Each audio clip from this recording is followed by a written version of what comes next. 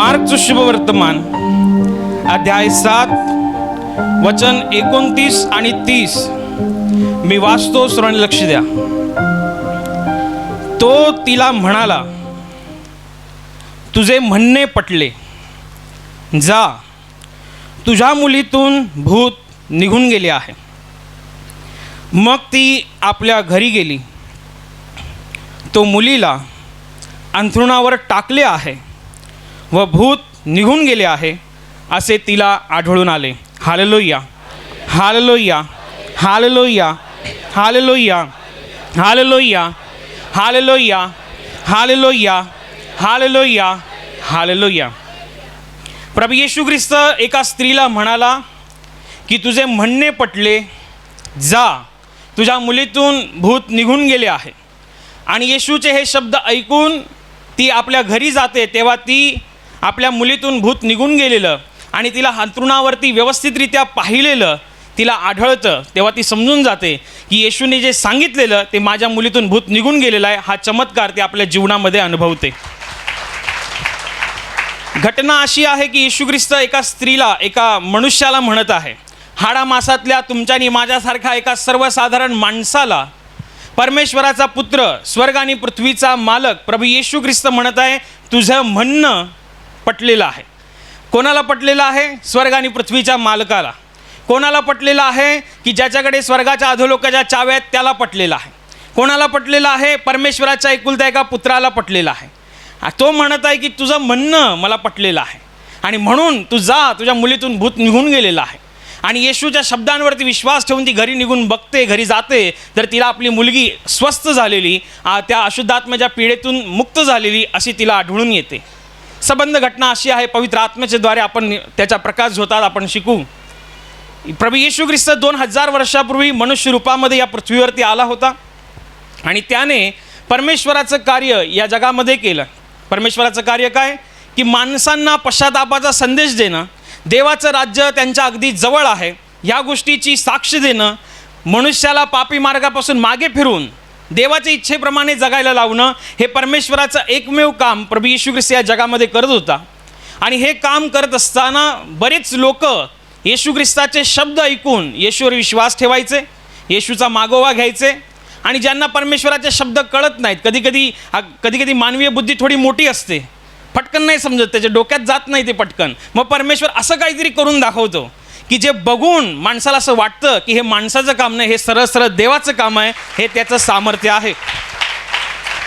आणि मग येशूच्या द्वारे चिन्ह चमत्कार व्हायचे. लोक त्याच्यावर त्या चिन्ह चमत्काराकडे बघून येशूवर विश्वास ठेवायचे. येशू ख्रिस्ताच्या नावाचा प्रचार आणि प्रसार इस्रायलच्या प्रांतामध्ये गावागावामध्ये होत गेला. येशूच्या नावाची, येशूच्या सामर्थ्याची कीर्ती पसरत गेली आणि हीच कीर्ती ह्या एका स्त्रीपर्यंत आली जिला त्रास होता, तिच्या मुलीला त्रास होता अशुद्ध आत्म्याचा. आता ही स्त्री जी आहे ही कनानी स्त्री आहे, ही सुरफुनकी स्त्री आहे, अन्य जातीमधून आलेली स्त्री आहे, म्हणजे परराष्ट्रीय नाही आहे, इस्रायलची नाही आहे ती. इस्रायलच्या खेरीज ती दुसऱ्या प्रांतातून आलेली ही एक स्त्री आहे जिला येशूविषयी कळतं. येशूच्या द्वारे चिन्ह चमत्कार होत आहेत, लोक आजारातून बरी होत आहेत, लोक व्यंगातून बरी होत आहेत, लोक शांतीला अनुभव करत आहेत आणि त्यांचं जीवन प्रभू येशू ख्रिस्ताठायी परमेश्वराच्या कृपेने आशीर्वादित झालेलं आहे हे तिला कळतं. आणि मग ती आपल्या त्रासातून किंवा आपल्या मुलीला जो त्रास होतोय त्या त्रासातून आता जर कोण बरं करेल तर तो येशूच करेल असा तिच्याकडे आता विश्वास आहे. प्रॉब्लेम फक्त एवढा होता की ती इस्रायलमधून नव्हती. आता इस्रायलमधून असणे आणि इस्रायलमधून नसणे याचा फरक आता पुढे आहे. येशू ख्रिस्त आपल्या शिष्यांसोबत असताना ही सुरफुनकी स्त्री तिकडे आली आणि येशू ख्रिस्ताच्या पाया पडली, म्हणाली, अहो येशू, अहो देवाचे पुत्र, माझ्यावरती दया करा, माझ्या मुलीवरती दया करा. पहा, माझ्या मुलीला असा अमुक त्रास आहे, तिला अशुद्ध आत्म्याचा त्रास आहे आणि त्या अशुद्ध आत्म्याच्या त्रासाने ती फार पिडलेली आहे, आपण तिला बरं करा. येशू ख्रिस्त तिला सांगतो की पहा, इस्रायलच्या घराण्यातील हरवलेल्या मेंढरांखेरीज मला अजूनपर्यंत कोणाकडे पाठवलेलं नाही आहे. येशू ख्रिस्त देवाची योजना सांगतोय. देवाची योजना ही होती इस्रायलच्या लोकांसाठी की परमेश्वर त्याचा पुत्र या इस्रायलमध्ये सगळ्यात पहिला पाठवेल. पहिलं तो आपल्या लोकांना आवाज देईल आणि आपल्या लोकांचं काम झालं, इस्रायलचं काम झालं की येशू ख्रिस्त जेव्हा समस्त मानव जातीच्या पापांच्या क्षमेसाठी स्वतःच्या शरीरावरती क्रूस उचलेल आणि वधस्तंभावरती आपला प्राण सोडेल, त्या क्रूसावरनं गळणारी रक्ताची धार जेव्हा वाहील, त्या रक्ताच्या धारेवर जो विश्वास ठेवेल त्याच्या पापांची क्षमा होऊन तो स्वर्ग राज्यामध्ये प्रवेश करेल. जोपर्यंत येशू मानव रूपात होता तोपर्यंत तो इस्रायलपुरती मर्यादित होता, कारण सगळ्यात पहिली हाक देवाला इस्रायलला द्यायची होती. इस्रायलच्या लोकांना, त्याच्या आवडत्या लोकांना, त्या करारबद्ध देशाच्या लोकांना द्यायची होती. म्हणून पहिलं येशू ख्रिस्त इस्रायलमध्येच आला आणि इस्रायलच्या लोकांना मन फिरावचा संदेश दिला. इस्रायलची लोकांसाठी परमेश्वराचा पुत्र सगळ्यात प्रथम प्रगट झाला. बाकी तुमच्या आणि माझ्यासाठी, म्हणजे इस्रायल सोडून जे लोक अन्य प्रांतातून, अन्य देशातून येतात, त्या लोकांसाठी येशू केव्हा उपलब्ध झाला? जेव्हा येशूने क्रूसावरती प्राण अर्पण केला.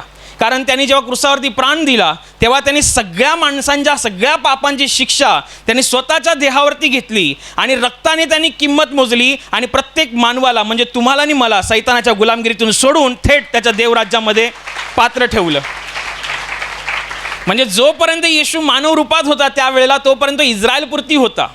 आणि जेव्हा येशू ख्रिस्त दुःख सहन करणार होता, जेव्हा येशू ख्रिस्त मानवजातीसाठी जेव्हा दुःख सोसणार होता आणि वधस्तंभी आपला प्राण देणार होता, त्याच्यानंतर तो सगळ्यांसाठी उपलब्ध होता. आता इकडे असं आहे की येशू ख्रिस्त अजूनही मानव रूपात आहे आणि मानव रूपात असताना ही एक स्त्री जी अन्य प्रांतातून आलेली आहे, ती येशूकडे येते आणि येशूला म्हणते की माझ्यावरती दया करा. तेव्हा येशू तिला देवाची योजना सांगतो. देवाचा जो प्लान आहे त्या प्लान अंतर्गत मी या पृथ्वीवरती आहे ती योजना सांगतो की पहा, इस्रायलच्या घराण्यातील हरवलेल्या मेंढरांखेरीज अजूनही मला अन्य कोणाकडे पाठवलेलं नाही आहे. ही देवाची योजना आहे. ही येशू ख्रिस्त ह्या पृथ्वीवरती जन्म घ्यायच्या अगोदरपासून देवाने आपल्या निवडलेल्या भविष्यवक्तांच्याद्वारे, संदेष्टांच्याद्वारे हे लिहून ठेवलं होतं की सगळ्यात पहिली हाक देव इस्रायलला देईल आणि इस्रायलमध्ये तारणारा जन्म घेईल, इस्रायलमध्ये मसीहा जन्म घेईल. आणि त्या अनुषंगाने मी आता यांच्यासाठी मर्यादित आहे, मी आता यांच्यासाठी उपलब्ध आहे. इस्रायलच्या घराण्यातील हरवलेल्या मेंढरांखेरीज अजूनपर्यंत मी कोणाला उपलब्ध नाही आहे. आणि मग येशू तिला देवाची योजना सांगतो आणि मग तो पुढे जातो.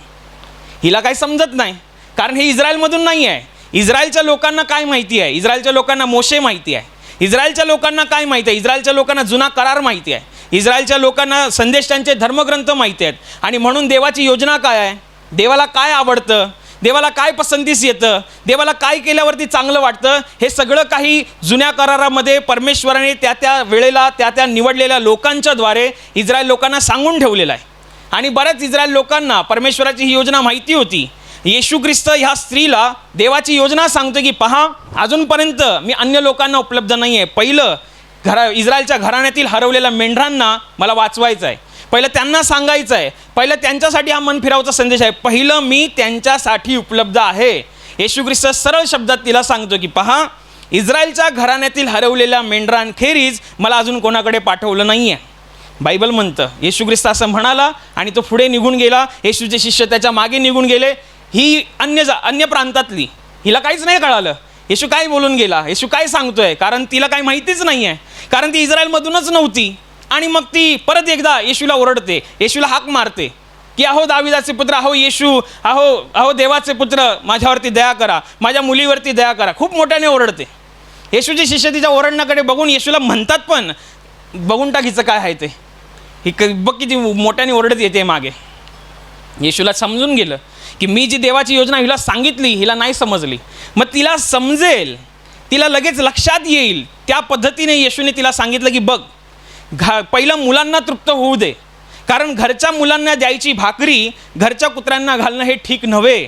जेव्हा तिला समजेल या भाषेमध्ये येशूने देवाची योजना सांगितली काय आहे की पहिलं मुलांना तृप्त होऊ दे आणि मग घरच्या मुलांना द्यायची भाकरी ही घरच्या कुत्र्यांना घालणे ठीक नव्हे, तेव्हा ही स्त्री येशू ख्रिस्ताला म्हणते, बरोबर बोललात तुम्ही, ठीक बोललात तुम्ही, अचूक बोललात तुम्ही, तरी पण घरची कुत्री धान्याच्या मेजावरून पडलेला चूर खातात, त्या चुराच्या अधिकाराखाली माझ्या मुलीला बरं करा. येशू तिला म्हणाला, तुझं म्हणणं मला पटलं. केवढा मोठं स्टेटमेंट आहे तिचं ते. येशू म्हणतो पहा, पहिलं मुलांना तृप्त होऊ दे, म्हणजे इस्रायलच्या घराण्यातील मेंढरांना पहिलं तृप्त होऊ दे, मग मी अन्य जातीसाठी आहे. अजूनपर्यंत मी नाही आहे, अजून तुमची वेळ आलेली नाही आहे. तुमची वेळ येणार कधी, जेव्हा मी क्रूसावरती प्राण अर्पण करणार. तुमची वेळ येणार कधी, जेव्हा मी क्रूस तुमच्यासाठी उचलणार. तुमची वेळ येणार कधी, जेव्हा मी तुमच्यासाठी फटके खाणार आणि माझ्या मांसाचे जेव्हा लचके तोडण्यात येईल, तेव्हा मी तुमच्यासाठी उपलब्ध आहे, पण आता नाही. आणि मग तेव्हा येशू ख्रिस्त तिला सांगतो, पहिलं मुलांना तृप्त होऊ दे, इस्रायलला तृप्त होऊ दे, मेंढरांना तृप्त होऊ दे, मुलांना तृप्त होऊ दे. घरच्या मुलांना द्यायची भाकरी घरच्या कुत्र्यांना घालणे ठीक नव्हे. ती म्हणते तुम्ही बरोबर बोललात. तिचा विश्वास केवढा तगडा बघा. आत्ताच्या काळामध्ये जर येशू असं कोणाला म्हणाला तर आपली लोक असं म्हणतील, काय सांगायचं ह्याला, मी इकडे माझी मुलगी बरी नाही म्हणून मी इकडे आलेली आहे आणि हा माझ्याशी असं बोलतो, ह्याला काय पडलेली नाही आहे, ह्याला लोक काय माझ्याविषयी प्रेमच नाही आहे, मी एवढी लांबून चालून आली, मी एवढा प्रवास करून आली, एक तर मी ह्यांच्या देशातली पण नाही आहे आणि एवढ्या लांबून आली आणि हा मला असं म्हणायला आहे. पण ती विश्वासामध्ये फार तगडी होती. तिने इथपर्यंत झालं की येशू ख्रिस्त म्हणाला, बाई तुझा विश्वास मोठा, शांतीने जा, तुझी मुलगी बरी झालेली आहे. आणि ती मुलगी बरी झाली. सगळ्यात अनाकलनीय किंवा सगळ्यात एकदम विशेष किंवा विलक्षण असं हे वचन मला वाटतं की परमेश्वर, येशू ख्रिस्ताची ओळख बायबलमध्ये हे सुद्धा दिलेली आहे की येशू ख्रिस्त विश्वासाचा उत्पादक आहे. त्याच्याकडून जिवंत देवावरचा विश्वास मिळतो. येशू विश्वास पूर्ण करणारा आहे, त्याला विश्वासाचं उत्पादक म्हटलं गेलेलं आहे. जो स्वतःमध्ये विश्वास, देवावरचा विश्वास आम्हाला देतो, तो परमेश्वर एका स्त्रीला म्हणतोय तुझा विश्वास मोठा आहे. हे केवढं मोठं स्टेटमेंट आहे. एका स्त्रीला म्हणतोय, एका मनुष्याला म्हणत आहे तो, विश्वासाचा परमेश्वर म्हणतोय तुझा विश्वास मोठा. का बरं असं तो म्हणाला? कारण ती असं काहीतरी बोलून गेली जे कोणाला जमलं नाही त्यावेळेला, किंवा जे अनाकलनीय आहे, जे डोक्याला न पटण्यासारखं आहे. घरच्या मुलांना द्यायची भाकर घरच्या कुत्र्यांना घालणं ठीक नव्हे. ती म्हणते तुम्ही बरोबर बोललात. घरच्या धान्याच्या मेजावरून पडलेला चुरचार, किंवा जेव्हा मेजावरती खायला बसतात तेव्हा ते खाता जे काही तुकडे खाली पडतात ते जेव्हा कुत्रे खातात तेव्हा त्यांना हटवलं जात नाही, तेव्हा त्यांना पिटाळून लावत नाही. ते खाण्याचा तो अधिकार आहे. त्या अधिकाराखाली मला बरं करा, माझ्या जीवनात काम करा. आणि परमेश्वराने त्याच अधिकाराखाली देवाने त्याच्या जीवनात काम केलं. तेव्हा येशू म्हणाला तुझे म्हणणे पटले, जा, तुझी मुलगी बरी झालेली आहे. आणि मग ती घरात जाते आणि आपल्या मुलीला अंथरुणावरती, आणि तिच्यातून अशुद्ध आत्मा निघालेला, तिला बरी पडते, तिची मुलगी बरी झालेली असते. तुझे म्हणणे पटले. एक परमेश्वर म्हणत आहे माणसाला तुझे म्हणणे पटले. हिंदीमध्ये सुंदर आहे, इस बात के कारण चली जा. ह्या गोष्टींमुळे तू जा, कारण जे तू बोललेली आहेस ते फार विश्वासाचं आहे. परमेश्वराला माणसाचं पटलेलं आहे. हे एकमेव ह्याच्यामध्ये एक सुस्पष्ट असं उदाहरण आहे की परमेश्वर म्हणतो तुझे म्हणणे पटले. याचा अर्थ बायबल, पवित्र आत्मा आपल्याला हे सांगत आहे की जेव्हा आपलं देवाला पटतं तेव्हा आपण आशीर्वादित होतो. जेव्हा आपलं वागणं देवाला पटतं तेव्हा आपण आशीर्वादित होतो. जेव्हा आपलं चालणं देवाला पटतं, देवाला पटलं पाहिजे, आणि जेव्हा देवाला पटतं तेव्हा जगातली कोणतीच ताकद तुम्हाला आशीर्वादांपासून रोखू शकत नाही. तुम्ही आशीर्वादित होणार म्हणजे होणार, म्हणजे होणारच. वेळ आली नव्हती, त्या मुलीला बरं होण्याची वेळ नव्हती, कारण ती अन्य प्रांतातली होती, ती इस्रायलची नव्हती. येशू ख्रिस्त देवाची योजना सांगते, बघ मी असा आहे, जोपर्यंत मी क्रुसावरती मरत नाही तोपर्यंत तुमच्यासाठी उपलब्ध नाही आहे. वेळ आलेली नसतानाही हिने असं काहीतरी परमेश्वरासमोर केलं की परमेश्वराला बरं करणं भाग पडलं. येशू ख्रिस्त स्वतः म्हणाला तुझे म्हणणे पटले, जा, तुझी मुलगी बरी झालेली आहे. याचा अर्थ आपलं जेव्हा वागणं, बोलणं, चालणं देवाला पटतं तेव्हा आपण आशीर्वादित होतं. जेव्हा देवाला पटतं तेव्हा देव लगेच प्रतिक्रिया देतो. देवाला पटतं म्हणजे आपल्याला हे माहिती आहे की प्रार्थना करून आशीर्वाद मिळतो, हे तर माहितीच आहे. बायबल वाचल्यानंतर आशीर्वाद मिळतो हेही माहिती आहे. पण पवित्र शास्त्र पुढे जाऊन हेही सांगतं की जेव्हा आपलं देवाला पटतं, जेव्हा आपलं वागणं, चालणं, बोलणं देवाला पटतं तेव्हा सुद्धा आपण आशीर्वादित होतो. कारण तो आशीर्वादांचा परमेश्वर आहे. त्याच्या ठायी तुम्ही जे काही कराल, प्रामाणिकतेने कराल, प्रेमपूर्वक कराल, तेव्हा तुमच्या त्या प्रामाणिकतेला आणि त्या प्रेमाला स्वर्गाच्या राज्यातून प्रतिसाद मिळतो, त्याला प्रतिफळ येतं. म्हणून आपलं वागणं देवाला पटण्याजोगं पाहिजे, आपलं बोलणं देवाला पटण्याजोगं पाहिजे, आपलं चालणं देवाला पटण्याजोगं पाहिजे. जेव्हा ते देवाला पटलं की बस विषय संपला. तिथेच तुम्ही आशीर्वादांना पात्र ठरता, तिथेच तुम्हाला देव आशीर्वादित करण्याची योजना आखतो, तिथेच तुम्ही आशीर्वादांच्या रांगेत उभे असता. का? कारण तुमचं पटलेलं आहे. जसं या स्त्रीचं पटलं तसं तुमचं पटलं पाहिजे. बायबलमध्ये एका ठिकाणी एक येशू ख्रिस्ताने दृष्टांत सांगितला. त्याच्यामध्ये लिहिलेलं आहे, येशू म्हणाला की मंदिरामध्ये 2 जण प्रार्थना करायला गेली. त्याच्यातला एक जण होता तो परुषी होता, दुसरा होता तो जकातदार होता. आता फरुशी म्हणजे कोण? तर जुन्या करारामध्ये परमेश्वराने नियम दिलेले आहेत. ह्या नियमांना जो कट्टरतेने पाळतात अशा पंथाला फरुशी पंथ म्हणतात. सोप्या भाषेत की जुना करार एकदम कट्टरतेने, परमेश्वराने काय सांगितलं आहे, नियम काय दिलेले आहे, मोशेचा करार काय सांगतो, संदेश त्यांच्या धर्मग्रंथात परमेश्वराने काय शिकवलेलं आहे, जे कट्टरतेने पाळतात अशा पंथातला एक माणूस प्रार्थना करायला मंदिरात उभा होता. आणि बरोबर त्याच्या मागे एक जकातदार उभा होता. प्रार्थना चालू झाली. फरीसी म्हणाला, पहा मी पापी नाही, प्रभू तुला धन्यवाद आहे. मी व्याभिचारी नाही, तुला धन्यवाद. मी लूटमार करणारा नाही, तुला धन्यवाद. मी अमका नाही, मी तमका नाही, तुला धन्यवाद. आणि माझ्या मागे जो माणूस कोणतरी प्रार्थना करायला आलेला आहे जकातदार, मी त्याच्यासारखा पण नाही, तुला धन्यवाद. आणि मी आठवड्यातून 2दा उपवास करतो. माझ्या प्रत्येक कमाईतला मी तुला दशांश देतो. चांगली गोष्ट आहे. त्याने जे काही केलं ते चांगली गोष्ट आहे. परंतु तो हे विसरला की परमेश्वरासमोर आपण स्वतःला उंच करू शकत नाही. कारण परमेश्वराचं वचन म्हणतं, जेवढा तू नम्र राहशील तेवढा मी तुला सगळ्यांच्या समोर उंच करेन, कारण तो उंच करणारा परमेश्वर आहे. तू नम्र राहशील तर मी उंच करेन. उंच करण्याचं डिपार्टमेंट परमेश्वराचं आहे. तुमचा डिपार्टमेंट आहे फक्त नम्र राहणं. आणि हा गेला पुढे, प्रभू मी असा नाही आहे, चांगली गोष्ट तू तसा नाही आहे, धन्यवाद आहे, असं नाही तसा नाही. पण तो न्याय करतोय. दुसऱ्या भाषेत समजायचं झालं तर तो न्याय करतोय. हा पापी, हा पापी, तो पापी, तो पापी, माझ्या मागे पण आहे तो पण पापी, पण मी फक्त पवित्र आहे. हा तो परमेश्वरासमोर सांगतोय.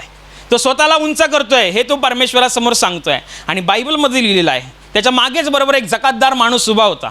याने आपली मान खाली केली, कारण तो परमेश्वराला बघण्यासाठी पात्र नाही असं स्वतःला समजतो. ऊर बडवलं त्याने. फक्त 2च शब्दात त्यांनी प्रार्थना केली, मज पाप्यावर दया कर. येशू म्हणाले, ह्याची प्रार्थना ऐकण्यात आली आणि नीतिमान ठरून हा घरी गेला. का त्याची प्रार्थना पूर्ण करण्यात आली? का त्याच्या प्रार्थनेला उत्तर मिळालं? का त्याला धर्मी परमेश्वराने ठरवलं? कारण त्याचं ते पश्चातापी बोलणं परमेश्वराला पटलं. मान खाली घालून ऊर बडवून म्हणाला, मज पाप्यावर दया कर. त्याने कोणाचा न्याय नाही केला. तो परुषी माझ्या पुढे उभा आहे, त्याचं काय घेऊन बसलास तू? तो असा आहे, तो माझ्या शेजारचा असा आहे, तो माझ्या अमक्याचा तसा आहे, तो माझ्या कामातला तसा आहे. तो काही नाही सांगत बसला. त्यांनी मान खाली केली, ऊर बडवलं आणि त्याने सांगितलं, तुझ्यासमोर मी पापी आहे, मज पाप्यावर दया कर. त्याचं पश्चातापी बोलणं जेव्हा परमेश्वराला पटलं ना, तेव्हा बायबल म्हणतं त्याची प्रार्थना ऐकून तो धर्मी ठरून गेला. तुमचं देवाला पटलं पाहिजे. तुम्ही व्यक्तिगत असाल किंवा एकांतात असाल, तुम्ही सामुदायिक असाल किंवा 4 चौघात असाल, तुमचं वागणं उठून परमेश्वराला दिसलं पाहिजे. तुमचं वागणं, तुमचं चालणं, तुमचं बोलणं परमेश्वराला दिसलं पाहिजे. ते त्याला पटलं पाहिजे. जेव्हा त्याला पटलं, लक्षात ठेवा, त्याच वेळेला तुमच्या प्रार्थनेला उत्तर आल्याशिवाय राहत नाही. तुम्ही बायबल वाचणार असेल तर तुम्हाला जक्काईची घटना माहिती आहे. जक्काई नावाचा माणूस, त्याला समाजामध्ये लोक काय म्हणायची? समाजामध्ये लोक त्याच्याविषयी चांगलं नाही म्हणायची. लोकांच्या समोर त्याची जी शैली होती, त्याचं जे जीवनमान होतं ते फार भ्रष्ट होतं. लोक त्याला बघून तोंड फिरवायची, लोक त्याला बघून कुरकुर करायची की हा चांगला माणूस नाही आहे, हा नेहमी लुबाडतो, ह्याला कोणाची काही पडलेली नाही आहे, ह्याच्या हृदयात जरासुद्धा दयामाया नाही आहे, हा कोणाचं चांगलं करेल असं वाटतच नाही आहे, ह्याच्या हातातून 1 रुपया सुटत नाही. लोकांमध्ये अशी चलती होती. लोकांमध्ये त्याची कुप्रसिद्धी होती. आणि मग येशू ख्रिस्त जिथे आहे तिकडे नावाचा प्रचार प्रसार होणारच.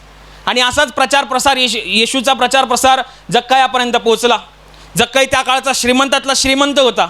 हाताखाली बरीचशी माणसं कामाला होती. आणि जेव्हा त्याला येशूविषयी कळतं की येशू नावाचा कोणी माणूस आहे, लोक त्याच्या मागे जात आहेत. येशू नावाचा कोणी माणूस आहे, लोक त्याला बघण्यासाठी तडफडत आहेत, त्याला हात लावण्यासाठी, स्पर्श करण्यासाठी. त्याच्याद्वारे लंगडे चालत आहेत, मुके बोलत आहेत, आंधळे पाहत आहेत, मेलेले उठवले जात आहेत. हा हाय तरी कोण? मला बघायचं आहे.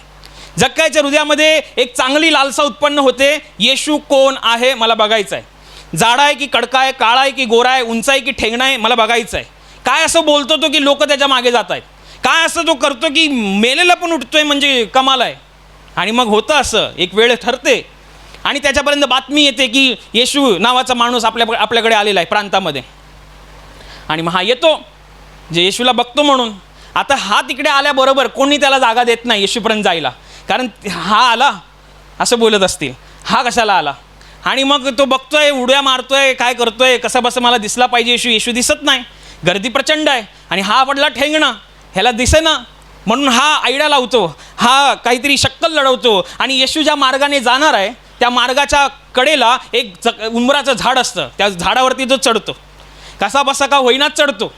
आणि मग नंतरला येशू ख्रिस्त त्या गर्दीची सांगता घेऊन त्या दिशेने जात असताना त्या उंबराच्या झाडावर येताच क्षणी येशू आपली दृष्टी वर करतो. ही बायबलमधली एकमेव घटना अशी आहे की ज्याच्यामध्ये जेव्हा जेव्हा येशूने वर बघितलं आहे तेव्हा तेव्हा येशूने देवाचं राजासन बघितलं आहे, स्वर्ग बघितला आहे. परंतु इकडे जेव्हा येशू ख्रिस्त वर करतोय आपली दृष्टी तेव्हा तो एका पापी माणसाला बघण्यासाठी करतोय. आणि बस येशूने बघितलं जक्कायाला म्हणाला, जक्काया उतर खाली, आज मला तुझ्या घरी उतरवायचं आहे. बस एवढे जसं येशू बोलला की माणसांमध्ये कुरकुर सुरू झाली. अरे हा चांगला माणूस नाही आहे, ह्याच्याबरोबर पण काही चांगलं व्हायलाच नाही पाहिजे, हा लबाड माणूस आहे. येशू कशाला चाललाय, येशूला काही कळत नाही काय, जक्काई तर पागलच आहे, जक्काई तर लुबाडणाराच आहे. येशूला कळायला पाहिजे, येशू देवाचा पुत्र आहे. येशू जर देवाकडून आले तर त्याला माहिती पाहिजे हा पापी माणूस आहे, असं आहे तसं आहे, चालू आहे. येशूला पण सगळं माहिती आहे काय चालू आहे, ह्याच्याविषयी काय बोलतायत. येशूने लक्ष नाही दिलं, कारण येशूच्या डोक्यात एक वेगळी योजना आहे. जक्कायला पण माहिती आहे की अरे बापरे, माझ्याविषयी लोक काय म्हणतायत, माझ्याविषयी लोक कुरकुर करतायत. पण त्याचा आनंद गगनात मावे ना, कारण त्याला जॅकपॉट लागला होता. का? कारण त्याला येशूला बघायचं होतं. पण झालं असं, त्याने तर येशूला बघितलं ते सोडाच, येशूने पण त्याला बघितलं. येशूने त्याचा हाक मारली आणि येशू म्हणाला, आज मला तुझ्या घरी यायचं आहे. त्याचा तर पूर्ण जॅकपॉट लागला.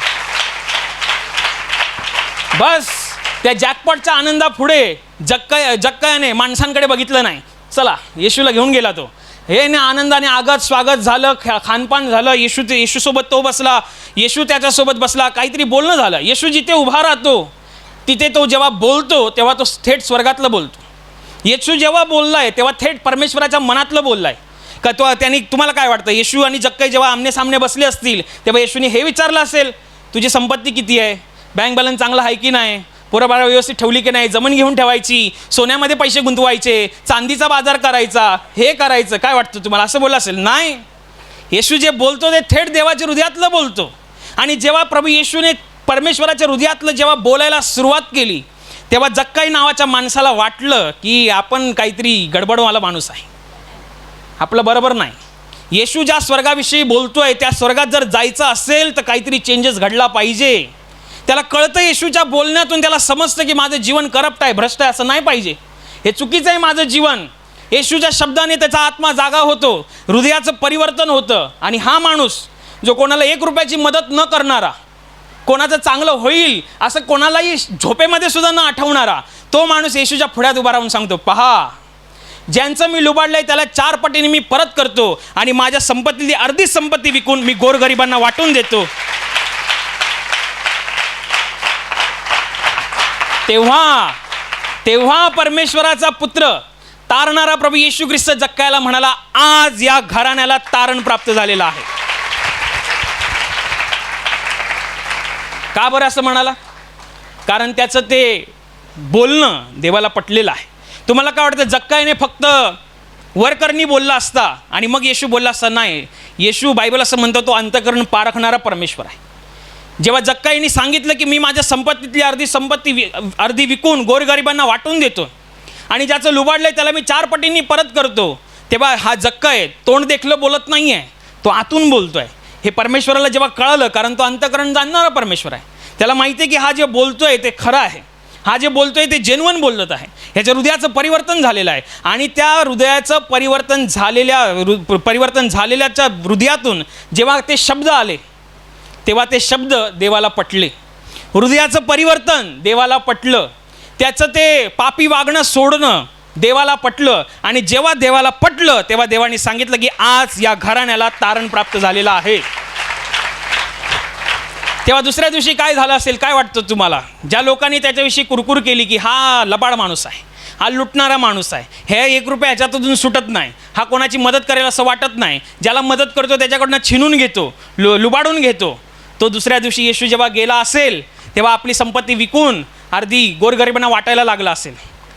आणि मग ज्याच्याकडनं 10,000 घेतले त्याला 40,000 रुपये द्यायला गेला असेल. लोकांमध्ये डोकं उडून गेलं असेल.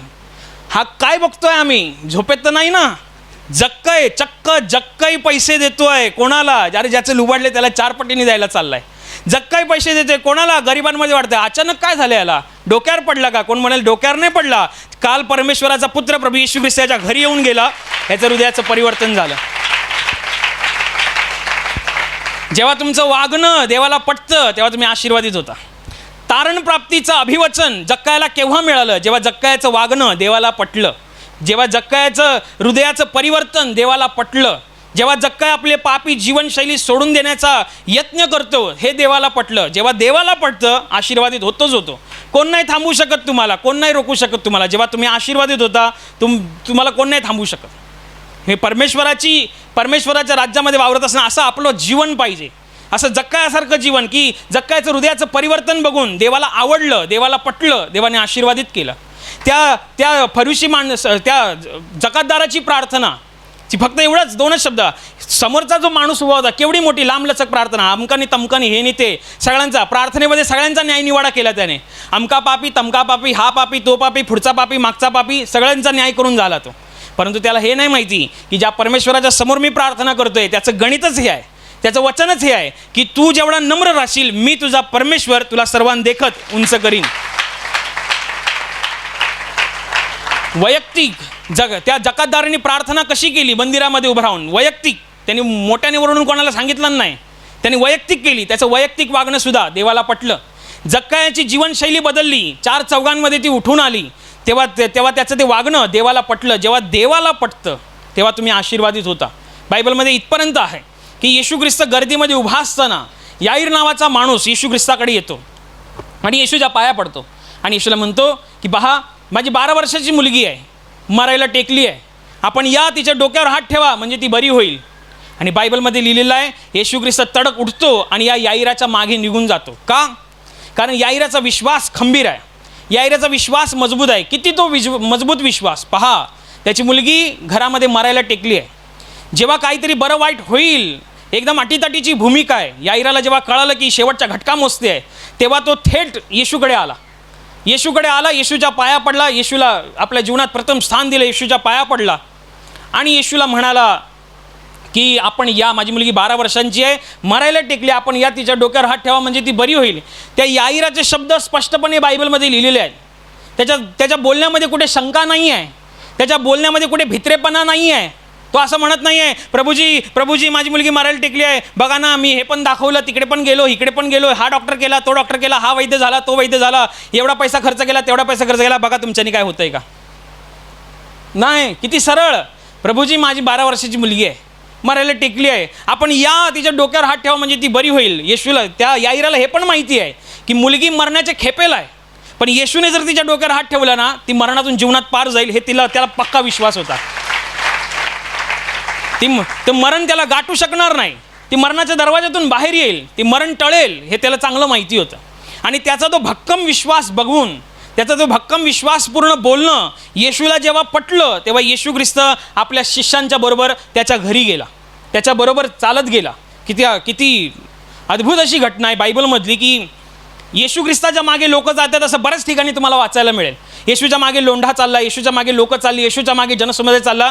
फक्त ही याईराचीच घटना अशी आहे ज्याच्यामध्ये येशू एका माणसाच्या मागे चाललाय. का? काय त्याचं ते पदवी बघून नाही चाललाय, त्याचं तो रंगरूप बघून नाही चाललाय, त्याचं ते बोलणं जे आहे ते येशूला पटलेलं आहे. ते विश्वासपूर्ण बोलणं, ते विश्वासपूर्ण वागणं, अजिबात विश्वासामध्ये भित्रेपणा नाही आहे, अजिबात विश्वासामध्ये शंका नाही आहे. माझी मुलगी मरायला टेकली आहे, आपण या तिच्या डोक्यावर हात ठेवा म्हणजे ती बरी होईल. आणि येशू ख्रिस्त त्याच्यासोबत जात असताना अचानक वाटेमध्ये बातमी मिळते मुलगी मेली. हा घाबरणार, याईर घाबरणार. तेवढ्यात येशू म्हणाला विश्वास मात्र धर म्हणजे देवाचे गौरव पाशील. आणि येशू ख्रिस्त याईराच्या घरी जातो, मेलेली मुलगी पुढ्यात असते, मुलीला सांगतो मुली मी तुला सांगतो उठ, आणि याईराची मेलेली मुलगी उठून बसते.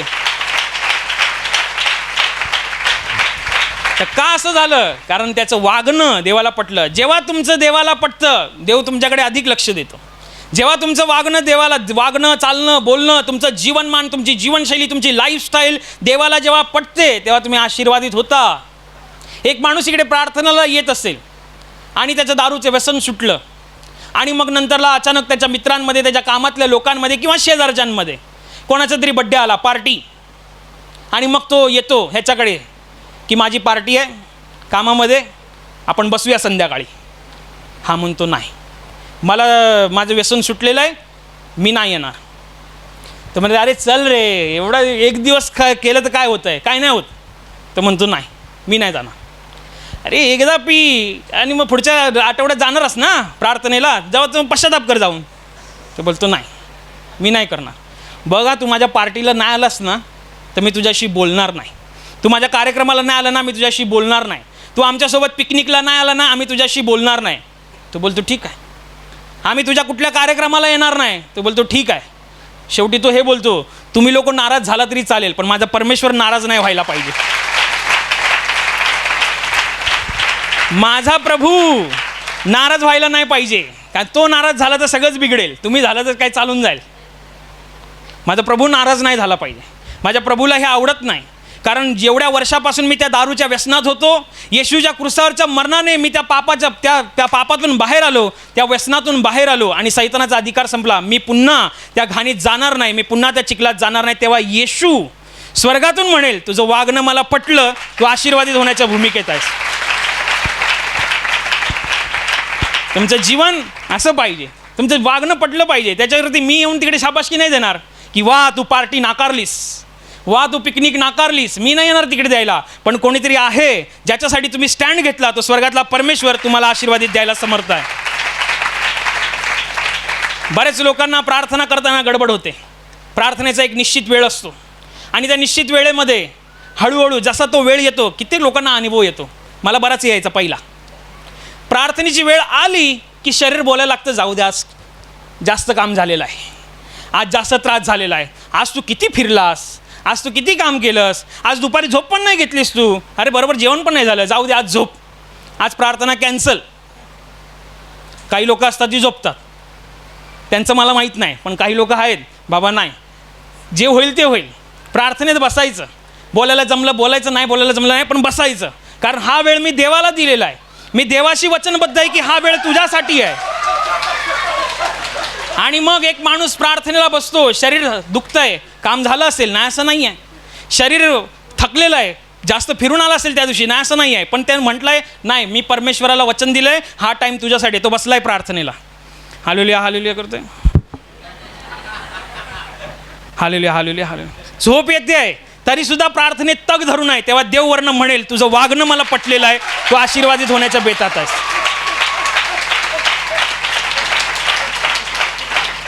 तुमचं वागणं पटलं पाहिजे देवाला. आणि ही स्कीम सारखी चालणार नाही. नाही तर तुम्हाला वाटेल अच्छा असं पण आहे, मग काय प्रार्थने झोपलं तरी चालतंय, देव समजून घेईल. हे कधी कधी चालतं. हे जेव्हा तुमचं खरखरच शरीर थकलेलं असेल, तुम्ही किती आत्मनं काय चालू आहे तुमचं सगळं देवाला माहिती आहे. देवाला कोणी नाही फसवू शकतो. कोण असा जगामध्ये नाही जो देवाला फसवेल. तुमचं शरीर किती थकलं आहे, किती नाही थकलं आहे, तुम्ही किती खरोखर बोलताय, किती खरोखर नाही बोलत आहे, तुम्ही किती प्रामाणिक आहे, किती अप्रामाणिक आहे, सगळं देवाला माहिती आहे. म्हणून त्याच्यासमोर आपलं बुद्धी नाही चालणार, त्याच्यासमोर आपला शहाणपणा नाही चालणार. कारण तो बायबल असं म्हणतं की माणसांच्या ज्ञानापेक्षा देवाचं मूर्खपण सुद्धा श्रेष्ठ आहे, एवढा तो बलाढ्य आहे. म्हणून तुमचं वागणं परमेश्वराला काय पटलं पाहिजे. एखाद्या माणसाला असेल की पहिला त्याला सतत राग यायचा, एखाद्या गोष्टीवरती, एखादा कोण बोलला, एखादं कोणी बघितलं, एखादं कोण असं झालं तसं झालं, राग यायचा. पण आता प्रार्थनेला आलाय आणि प्रार्थनेला आल्यामुळे देवाने त्याच्या हृदयात शांती दिली आहे आणि अचानक काहीतरी असं घडतं की त्याला राग उत्पन्न होण्यासारखं काहीतरी होतं. हा म्हणतो नाही, रागवायचं नाही आहे, मी परमेश्वराचा रागवायचं नाही आहे. परमेश्वराचं म्हणजे शांत राहा. तो मला शिवी देते, हां शांत राहा. तो मला श्राप देते, हां शांत राहा. परमेश्वर म्हणते तुला श्राप देणारा तू आशीर्वाद दे आणि आशीर्वादच दे. तुमचा आत्मनं उफाळून उठतंय की जाऊन याला मारू काय. तो त्यांनी 4 शिव्या दिल्या, मी एक तरी देऊ काय. पण जेव्हा पवित्र आत्मा बोलतो की शांत राहा, देवाचं वचन म्हणतं शांत राहा, तू सूड घेऊ नको, सूड घेणं त्याच्याकडे आहे. आणि जेव्हा तुम्ही असं करता, तुमचं वागणं देवाला पटतं, आशीर्वादित होण्याच्या बेतात असता. किती ब्रदरांच्या प्रवचनात एक फार सुंदर उदाहरण मी ऐकलेलं की एखादा माणूस विंडो सीटला बसलेला असेल आणि तिकडे म्हातारा माणूस आलेला असेल आणि धडपडतोय, तो गाडी चालू आहे, विंडो सीटमध्ये बसलेला आहे. आणि जेव्हा त्या म्हाताऱ्या माणसाकडे बघतो आणि म्हणतो बाबा बसा, तुम्ही बसा, तेव्हा त्याचं वागणं देवाला पटण्याजोगं असतं, तो आशीर्वादित होतो. एखादा माणूस फक्त खिडकीतच बघतोय, त्या माणसाला जागा देत नाही, याचा अर्थ त्याचं वागणं देवाला पटलेलं नाही आहे. जिथे तुम्हाला स्वतःला परमेश्वरासमोर आपलं वागणं, आपलं बोलणं, आपलं चालणं, आपली जीवनशैली पटण्याजोगी ठेवता येईल, तिथे 100% द्या. काय करता येईल तुम्हाला, कसं करू मी, विचार करा. नुसतं प्रार्थने करण्याने सुद्धा, प्रार्थनेत प्रामाणिक राहण्याने सुद्धा आशीर्वादित होता. वैयक्तिक जे काही करत असाल, जसं तुम्हाला सांगितलं फरुश आणि जकातदाराच्या प्रार्थनेविषयी, जकातदाराने आतल्या आत प्रार्थना केली होती, स्वतःमध्ये प्रार्थना केली होती, तो ओरडला नव्हता, हे प्रभू मज पाप्यावर दया कर. वैयक्तिक त्यांनी केलं होतं, एकांतामध्ये केलेल्या गोष्टीसुद्धा परमेश्वराला पसंत पडतात, त्याला आवडण्याजोग्या असतात. जक्काई नावाचा सारखाचा माणूस सामुदायिकरित्यामध्ये, कारण त्याचा हा जीवनाचा चमत्कार हा 4 भिंतींच्या आतमध्ये जरी घडला असेल तरी तो सार्वजनिक चमत्कार आहे. कारण त्याने सांगताना हे स्पष्ट सांगितलं होतं की मग माझी संपत्तीतली अर्धी संपत्ती विकून गोरगरिबांना वाटून देतो. गोरगरीब कुठे? त्याच्या घरात नाही आहेत, समाजामध्ये आहेत. गोरगरीब त्याच्या घराच्या बाहेर आहेत.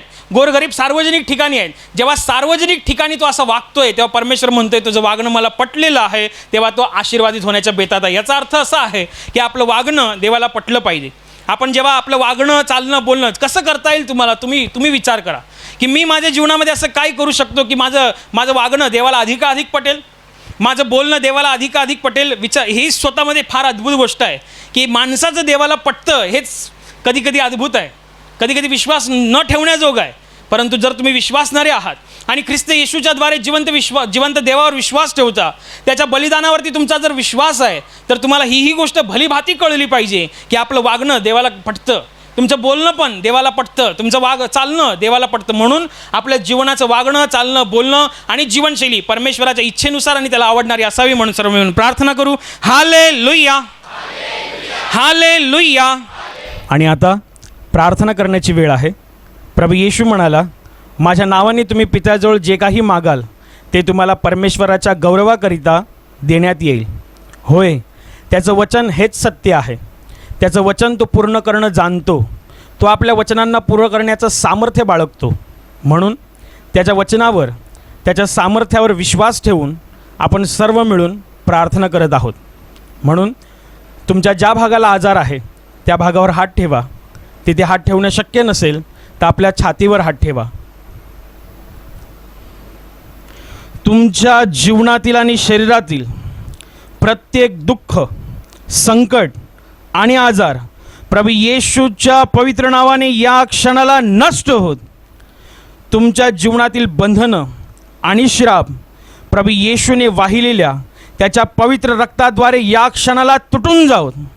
तुमच्या जीवनातील समस्या आणि सैतानाचा भयावह अंधार प्रभू येशू ख्रिस्ताच्या दिव्य आणि पवित्र प्रकाशामध्ये पूर्णपणे नष्ट होत. तुमच्यावर, तुमच्या कुटुंबावर प्रभू येशू ख्रिस्ताचे महान आशीर्वाद येऊ. आमेन.